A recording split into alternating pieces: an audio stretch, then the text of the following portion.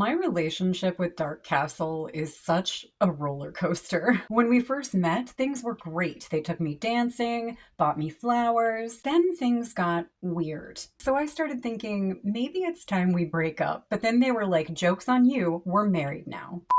Welcome back to Final Girl Friday. My name is Molly, and as a champion of the cinematic underdog, I usually prefer to review horror films that are a little more obscure, the ones that have flown under the radar, but not today, because it's soon to be the 20th anniversary of a pretty well-known film that I love, that a lot of other people feel pretty lukewarm about. House of Wax from 2005 is a little hard to pin down subgenre-wise. It's mostly a formulaic slasher, but there is a fair bit of body horror in it, and there are even some full-blown dark fantasy vibes at the end. It was directed by Jaume Collet-Serra, director of Orphan and The Shallows, and written by the Hayes brothers, who brought us the first two Conjuring films. Technically speaking, it is supposed to be a remake of Andre de Toth's House of Wax from 1953, but it's actually a lot more like a remake of David Schmuller's Tourist Trap from 1979, and we'll get to that. Independent of its influences, though, I think that it's a flawed but grotesque and ambitious movie that deserves a lot more credit than it gets. As I said, it's not like it's a widely hated movie. It didn't do very well when it first came out, but it's since garnered a pretty large cult following. It has a 44% audience score on Rotten Tomatoes, 5 stars on IMDb, very middle of the road,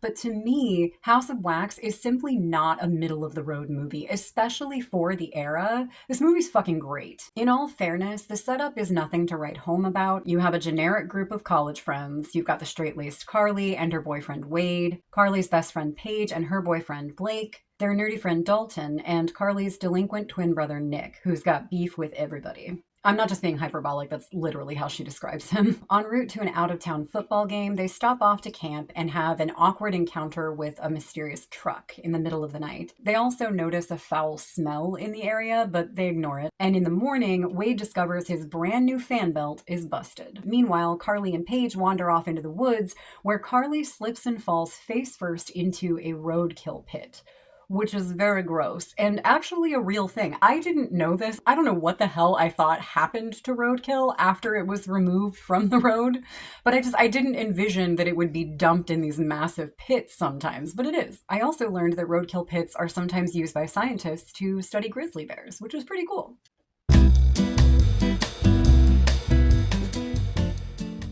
Has this been behind me the whole time?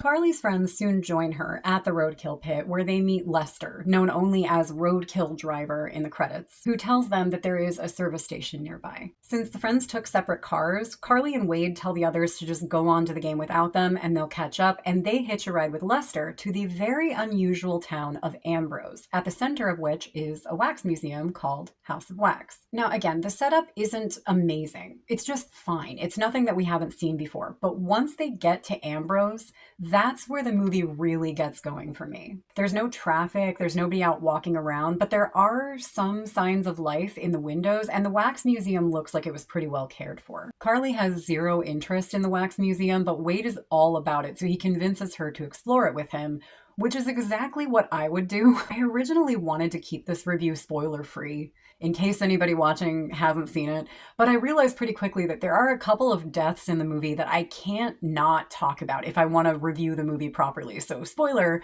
Wade dies pretty early on in the film, and so would I. I really would not last long in this film. I would die so fucking fast because I love wax museums. But before Wade dies, he and Carly burst in on a funeral, which is where they meet Bo, the man who works at the service station. And it doesn't take long for the two to get separated. Wade gets yoinked, and Carly begins the long, terrifying journey into final girl status. Eventually, her friends come back to town, but they get popped off as well, leaving Carly and Nick alone to take down what turns out to be not just Bo, but Bo's evil twin brother Vincent. So it's twins against twins, which I think is really entertaining. And the whole thing ends with the entire wax museum burning to the ground. Now, one of the main complaints about House of Wax is that Paris Hilton is in it.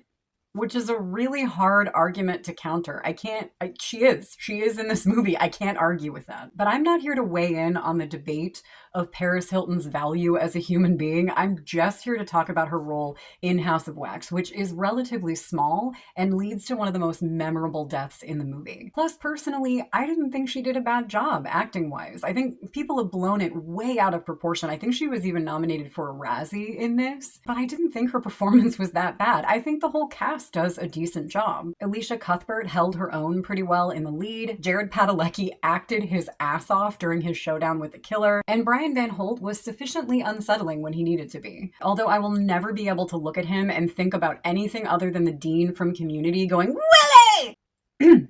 Sorry. The only casting choice that really doesn't work for me personally is Chad Michael Murray. Nick is supposed to be this hard-ass juvenile delinquent type, and I'm just not buying it. He also has a little too much chemistry with Alicia Cuthbert, in my opinion, to the point where he feels a lot more like Carly's boyfriend than Wade, Carly's actual boyfriend. I think if they had just swapped Chad and Jared, it would have worked a little bit better for me. Plus, we would have gotten a lot more Jared Padalecki that way, so I may be a little biased, but that's okay because it's my YouTube channel.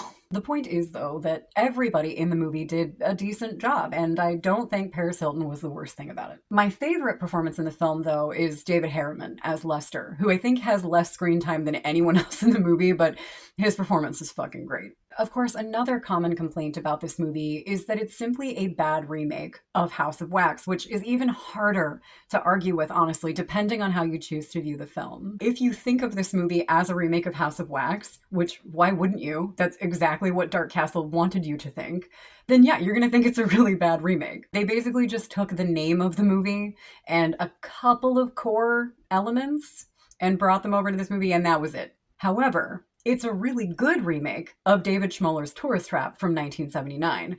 The problem is, it was not an intentional remake of Tourist Trap. By the way, if you haven't seen Tourist Trap, why? Why have you not seen Tourist Trap? Stop watching me right now and please go watch it because it's fantastic. And I think you'll find that the similarities between it and House of Wax are pretty undeniable. You have a group of kids on the road who experience car trouble and wind up at an old roadside attraction that is a museum filled with mannequins run by two evil brothers. I mean, seriously, House of Wax is a remake of Tourist Trap. There were rumors floating around for a while that the Hayes brothers actually did want to remake Tourist Trap, but that they were sort of strong-armed into rewriting it to be a House of Wax remake.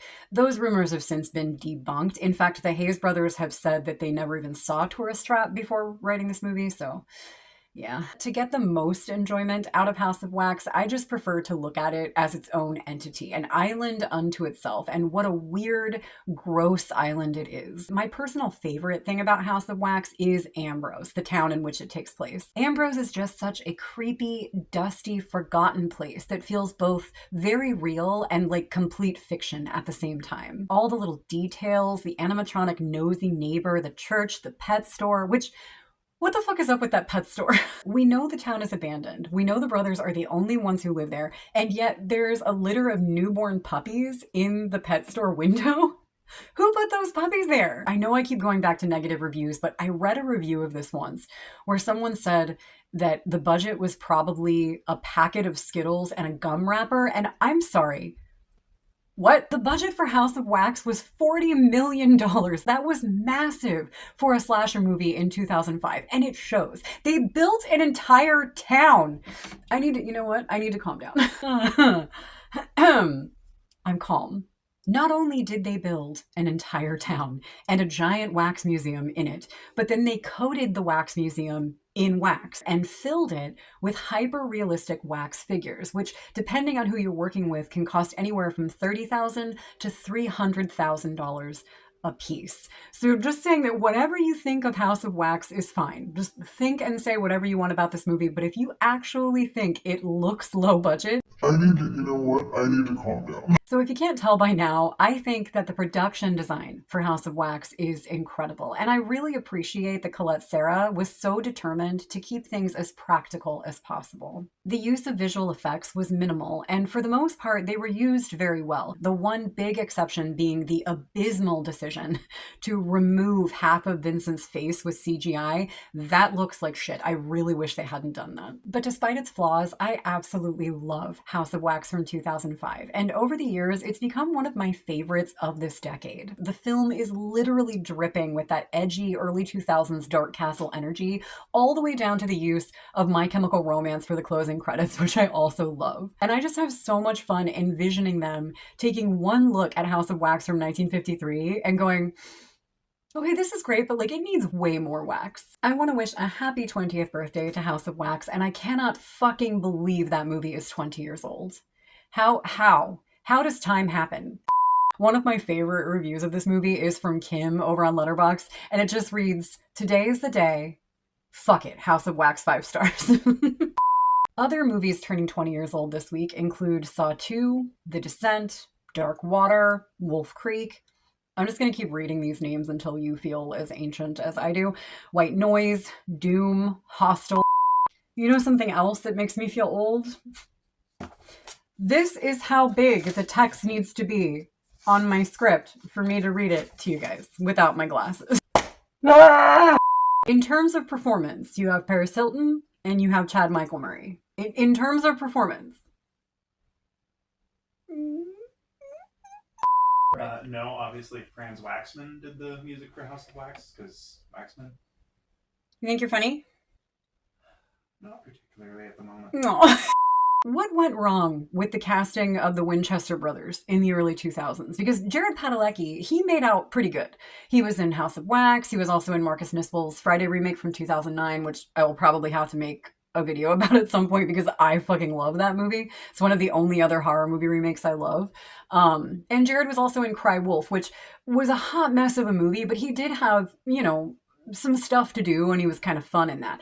But then you come over here and you got Jensen Ackles, and he got what? He got the incredibly bland My Bloody Valentine remake and Devour, which is one of the weirder movies to come out of that era. Put Jensen Ackles in better movies. I mean, I am yelling a lot in this one. I just have a lot of feelings.